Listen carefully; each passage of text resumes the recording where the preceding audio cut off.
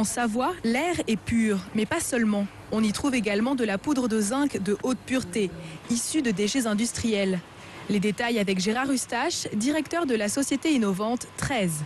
Actuellement, nous sommes à 750 tonnes par an de zinc et il faut environ 7500 tonnes de déchets pour satisfaire la production de 750 tonnes de zinc par an. On parle de déchets qui sont des boues d'hydroxyde métallique et à partir de poussière, aussi d'acierie.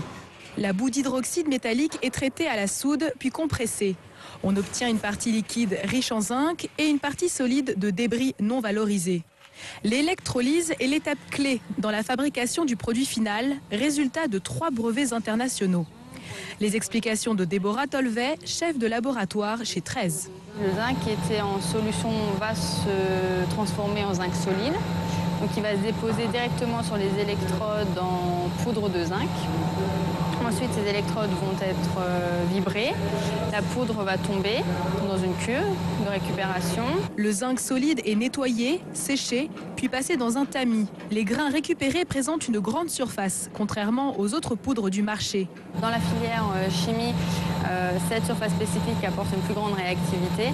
Donc il est possible d'en mettre moins pour la même réactivité qu'une autre poudre. Et dans le milieu de la peinture, cette grande surface spécifique apporte un pouvoir couvrant plus important qu'une poudre classique qu'on trouve actuellement sur le marché. Actif depuis 2008, ce site industriel va bientôt augmenter la cadence. Gérard Eustache, directeur de l'entreprise, voit les choses en grand. Pour augmenter la productivité du site, nous allons investir 3,5 millions d'euros dans 2 nouvelles lignes d'électrolyse et accroître d'un facteur 3 tous les équipements comme notre sécheur et la filtration du zinc.